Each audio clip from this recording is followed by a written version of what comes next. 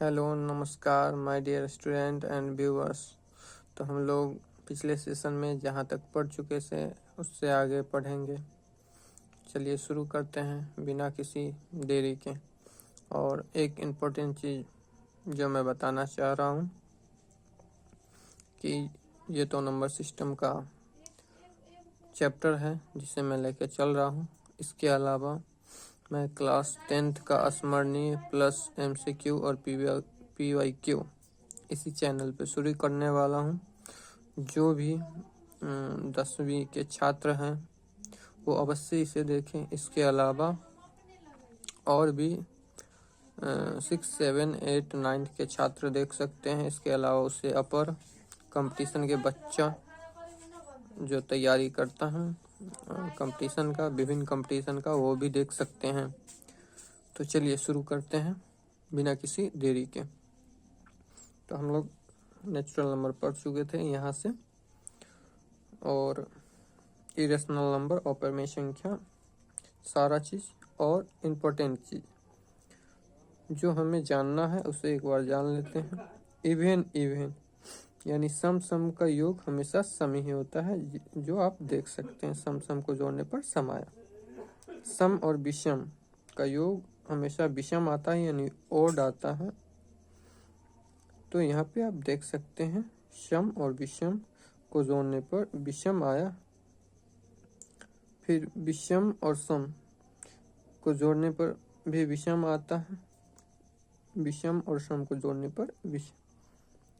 फिर जब हम ऑड यानी कि विषम विषम को जोड़ेंगे तो सम आएगा, तब सम आएगा जैसा कि आप यहाँ पे देख सकते हैं। चलिए फिर सम को जोड़ने पर सम इंटू सम करेंगे, यानी even into even equal to even.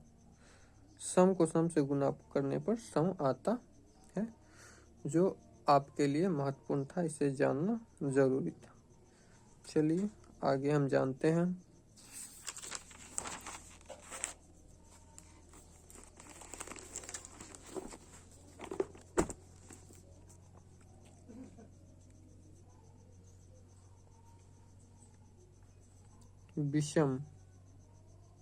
सम और विषम का जब हम गुना करते हैं तो सम ही आता है। सम और विषम को गुना करने पर विषम आता है।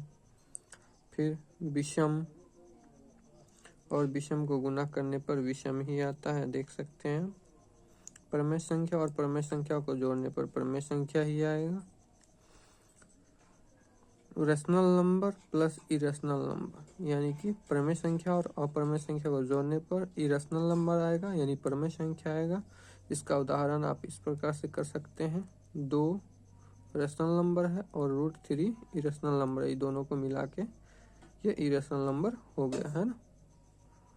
यहाँ पे देख सकते हैं आप 2 रेशनल नंबर है, √3 इरेशनल नंबर, ये दोनों को मिला के इरेशनल नंबर हो गया। चलिए अपरमेय संख्या और अपरमेय संख्या को जोड़ने पर अपरमेय संख्या और परमेय संख्या दोनों आ सकता है। उदाहरण, जब 2 + 3 जो अपरमेय संख्याओं को जोड़े 5 - √3 को जब जोड़े हैं, योग किए हैं, तो 7 आया। चूँकि -√3 + √3 कट गया, 2 + 5 7।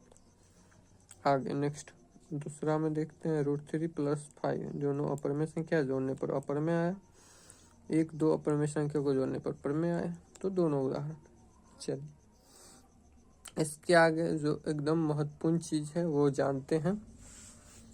नेचुरल नंबर में हम अभाज्य संख्या और विभाज्य संख्या को जानते हैं, ठीक है। अभाज्य यानी प्राइम नंबर, जिसका उदाहरण 2, 3, 5, 7, 11 etc होता है।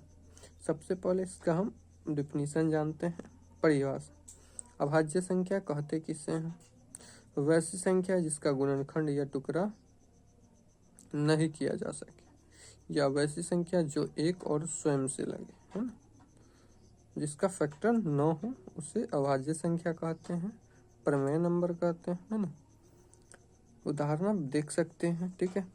एक चीज़ जो आपको याद रखना है, 1 से 100 तक में 25 अभाज्य संख्या होते हैं। जब पूछा जाए आपको कि 1 से 100 के बीच कितने अभाज्य संख्या होते हैं, तो 25, ठीक है। और एक चीज़ याद रखिएगा कि 2 सम संख्या है, तो केवल 2 ही सम संख्या ऐसा है जो अभाज्य संख्या भी है, बाकी सब विषम ही आएगा।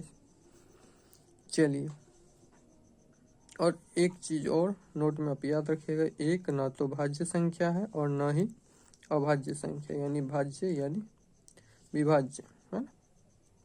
चलिए आगे जानते हैं। भाज्य संख्या यानी विभाज्य संख्या, इसको कंपोजिट नंबर कहते हैं, कंपोजिट नंबर, है ना, जिसका गुणनखंड और टुकड़ा किया जा सके, जिसका एक और स्वयं के अलावा और भी फैक्टर हो, है ना, उसे हम विभाज्य संख्या कहते हैं, कंपोजिट नंबर कहते हैं। उदाहरण 4, 6, 8, 9, 10, 12 etc इसी प्रकार से जाएगा, ठीक है। क्वेश्चन इसमें क्या आता है कि प्रथम विभाज्य संख्या या भाज्य संख्या बताए तो 4 से ही शुरू होगी, क्योंकि एक विषम आ जाता है, 2 अभाज्य में आता है, 3 भी विषम आ जाएगा, है ना, और अभाज्य में भी आता है, तो 4 से विभाज्य में आएगा, क्योंकि इसका फैक्टर करने पर 2 का स्क्वायर है, यानी 2 भी आया यहाँ पे, यानी 4 और 1 के अलावा, है ना, 4 और 1 के अलावा 2 से भी ये लगे। तो चलिए आगे चलते हैं। और इस प्रकार से देखिए, विभाज्य संख्या का अभाज्य संख्या के रूप में हम लिखते हैं, इसीलिए ये विभाज्य संख्या है, यानी कंपोजिट नंबर को प्राइम नंबर के रूप में। 4 को 2 का वर्ग यानी 2 का स्क्वायर, 6 को 2 × 3, 8 को 2 का होल क्यूब, 9 को 3 का होल थ्राइस, और 10 को 2 का होल ट्वाइस × 3 एक्सेट्रा। इसी प्रकार से भाज्य संख्या का गुणनखंड हमेशा अभाज्य संख्या में होता है, भाज्य संख्या का गुणनखंड हमेशा अभाज्य संख्या में होता है, याद रखिएगा, ठीक है। एक चीज, गुणक यानी भाज्य, है ना, फैक्टर यानी डिवाइजर्स, इसी को कहते हैं। गुणक मतलब कि फैक्टर, है ना, इट मीन्स फैक्टर, और भाज्य इट मीन्स डिवाइजर, है ना।